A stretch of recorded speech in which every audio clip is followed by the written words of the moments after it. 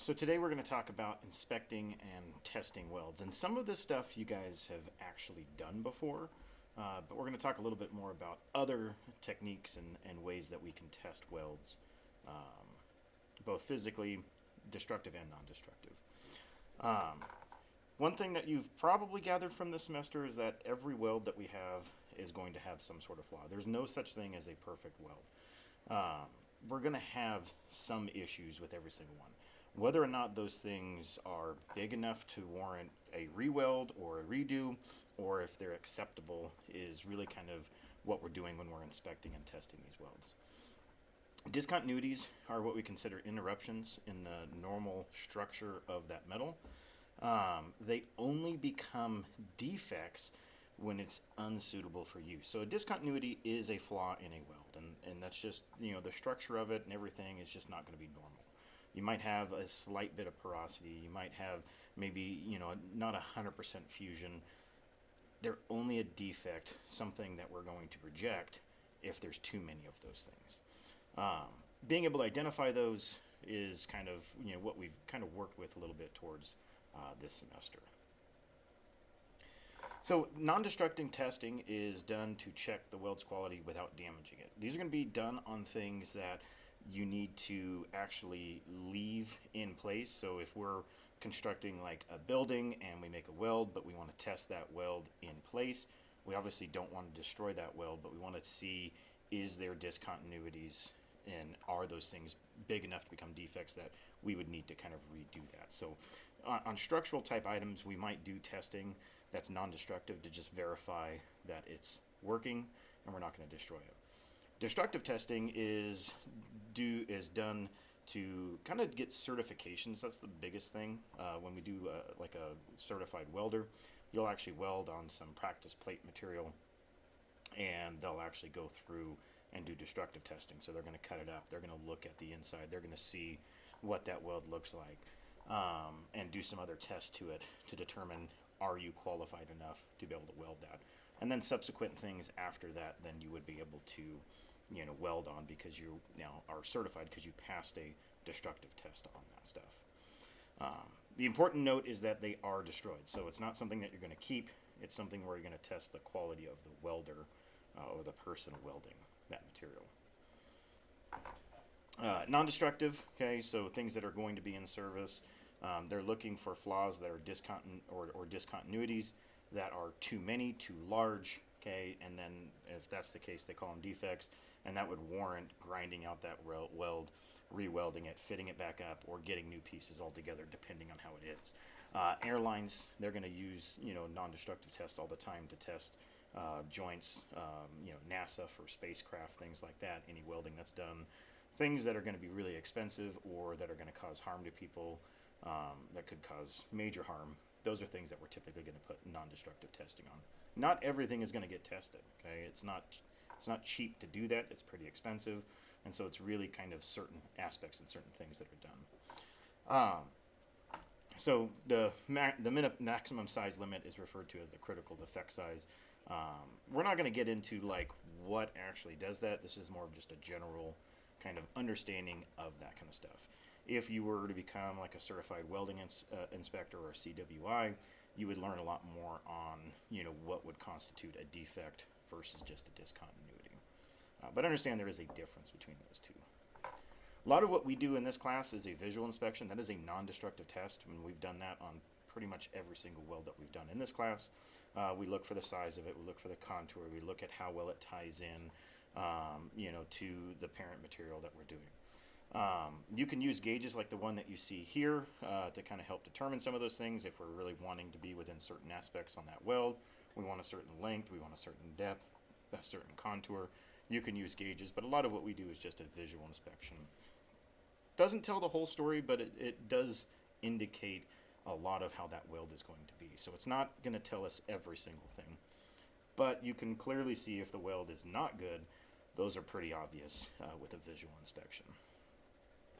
When we start getting into other non-destructive tests, we have magnet particle inspection, and this is where we basically go through and we see like surface and then near surface flaws.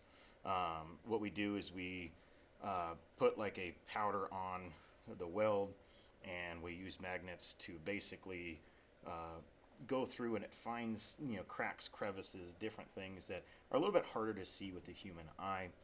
These can only be done on materials that can be magnetized, so you can't do it like on aluminum, stainless steels, but mild steels and things like that, you can use a magnet particle inspection.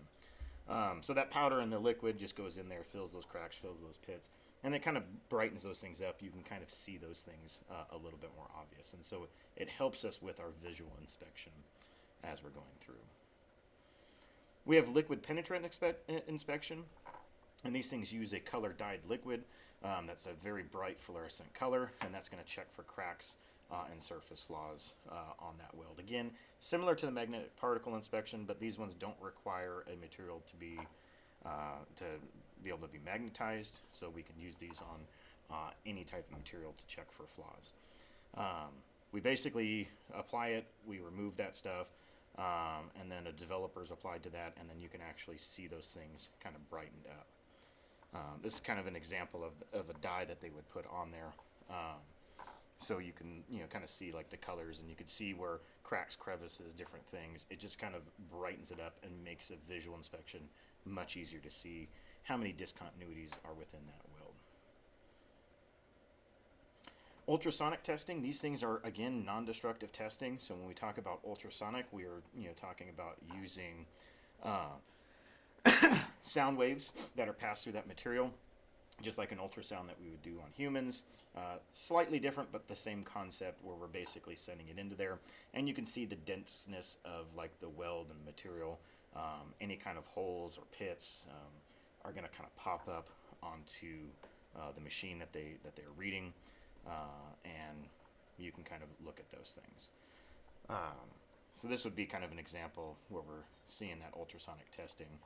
If you got a machine and you've got somebody that's putting it through that metal, and you can kind of just see that. You put it on the weld, and it gives you a reading. It takes a little bit of understanding to be able to read that, so not anybody can just jump in and give you the information, so somebody has to be trained on this kind of equipment.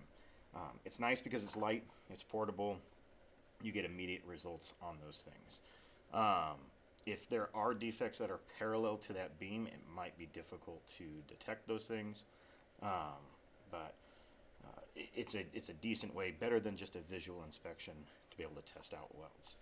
And like I said, you got to be trained to be able to interpret those things correctly. So it takes some training, some skill to be able to actually do that. X-ray is similar to ultrasonic. With the X-ray, it's literally just exactly what it is. It's a radiograph that we use, same thing that we use to X-ray bodies. Like when you go to the dentist or things like that. And instead of applying it to a human, we're applying it into the weld. So with X-rays, you can actually see an image of that stuff. Again, it's based off of the denseness of the material on what we're kind of working with. Not going to be destructive to the test weld. This is an example of what a radiograph would look like there. And you can see in this one that the surface of that weld may seem fine, but underneath that surface there's a crack that's in there. And if that crack is big enough, or a split, or something where it's not a complete fusion, that's going to be an indication that would be a defect, and we would have to reject that weld. Some of these things may not be visible on the surface, so that's why the visual inspection is not always the best method for us to do that. You're building things like trailers, things like that, there's no inspections needed. We don't need to do any of those things. There's no qualifications or anything that's needed on that. Destructive tests are things that are going to destroy it, and probably the most predominant destructive test that we kind of deal with is going to be a bend test that we're going to work with, and that's kind of what we can kind of see on the right hand side. There is a specimen that gets welded up. There's multiple layers of welds that they do, so it's multiple passes. They fill up that joint, and then they actually they're gonna bend those things to see if it breaks, to see if it cracks. They'll kind of take a look at those things. They'll visually inspect that. They'll see if there's any cracks that are visible with that bend, and go through. CWI needs to be, so a certified welding inspector, that needs to be the person that actually goes through and will certify people with a bend test. So if you're going to get certifications for different things, bend test and understanding how to do those things is kind of a critical thing um, for you to kind of go through. An example of these things, when you bend them, it will start to fatigue that metal. And we did a bend test in this class, and every single one of them broke. That doesn't mean that you have failed that test. Okay, we're not actually putting those things through the same qualifications. There's a couple factors that kind of come in. One, when we weld our metal, we quench that metal down. So what we're doing is we're tempering that metal. We're making it hard but brittle. So it's going to kind of crack on us every single time. Some of you had some welds that are going to be a little bit stronger. They're going to kind of pull out. They'll pull out the parent material. That's a good weld. That's a good indication when we're bending that thing and it kind of pulls and breaks that. When we layer these things with, multiple rods, it increases the strength to let the likelihood of that weld to actually break. We did it on just one weld in the class, and we're quenching it, so we're changing that. If you go through a bend test to get a certification, you let it cool naturally. You let it just what we call anneal.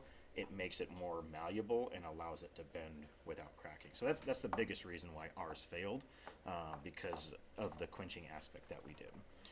But we're not looking at that. We were looking at the penetration. We wanted to get a visual on that stuff within there. So we weren't testing it to see if it would pass a certification. You can bend test fillet welds, although butt joints are probably the most common that we see for certifications.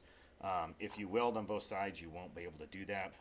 But like you can see in this example, if you do a T-joint, you can just bend that thing over on the one side, and you can look at the penetration. You can examine those things for flaws. Again, they're going to be destructive, so it's not going to be something that you're going to want to keep, that you're going to say, hey, we're going to do a bend test on, because it's a destructive test. It will destroy the specimen that we have.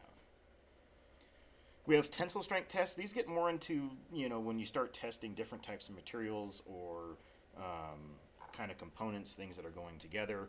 We can do a tensile test on a weld joint where we're going to put it into a machine and it's going to pull that stuff apart.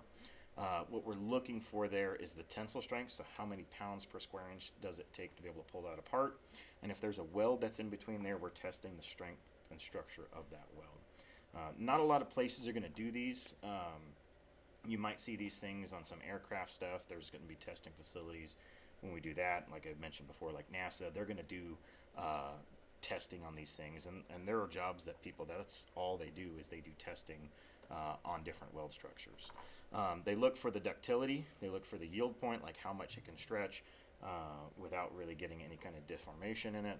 And then a point where it's actually going to kind of break. So they're looking for the ductility, which is just how malleable that stuff is. How much can it move and shape? And then where is that yield point? Where is it going to actually break? The elastic limit is how much it can stand while still returning to its original length once that load is released there. And like I mentioned, the yield point occurs when the specimen actually stretches, under loading, but it does not break. So it's not actually the breaking point. But it's just that point where it's going to stretch, but it's not going to return back to its original shape. And the ductility is just how much a sample can stretch and elongate before it breaks. Other laboratory methods that we use for testing welds, like large companies, things like that, performing different welding operations, and for testing different welds, different processes, would be a hardness test, microstructure, and a macrostructure test. Hardness testing is defined by the resistance for permanent indentation. The most common one that we see is the Rockwell hardness test, and there's different ranges depending on the kind of initial strength of the parent material that we're kind of dealing with. The Rockwell B test is used on softer materials like copper alloys, soft steels, aluminum alloys, things that are going to indent very, very easily. If you think about ever using like a center punch where you hit a center punch onto a piece of mild steel, it's going to make an indentation on that. It's essentially what the Rockwell test is, except they have equipment that's going to measure the strength of the force that's being impacted on that. The Rockwell C test is used on harder materials like steels, cast irons, titanium. Those things are more resistant to denting from that stuff, and so the machinery is a little bit different, a little bit more of a load that's placed onto those things. And then once they indent it, and it's essentially just a center punch where it comes down, but it measures the force, and then they can measure the diameter of that to see how much it deformed that material. Microscopic method of testing is when we actually take a specimen. We might take a cut, so you might take what we call a cross-section of a weld. We're going to cut that, and then we will put that under a microscope to really kind of zoom those things in. You might have like an acid wash or an etching that's going to help make that weld pop away from the parent material. You can look at how much penetration is on that weld. You can identify any cracks or defects that might be, or discontinuities that might be in that weld there. So we just magnify it just like we would any other microscope. The microscopic level reveals grain sizes of metal with 100 to 500 times magnification. Any impurities there in that metal can be identified. We can take photographs of that if we attach a camera into those things. Macroscopic is not as deep of a view. So when you think of microscopic, it's going to be micro or small. Macro is still looking in, but it's a little bit on the bigger side. So there's two terms, micro and macro. Just define like how deep we're looking. And with macroscopic, you're looking about 10 to 40 instead of 100 to 500 times magnification. So you're still going to kind of zoom in. You're still going to be able to see some of those things. You'll see cracks, pits, pinholes with those things. With both of these, you may do some etching on them to identify any kind of discontinuities that might be within them. So that is testing.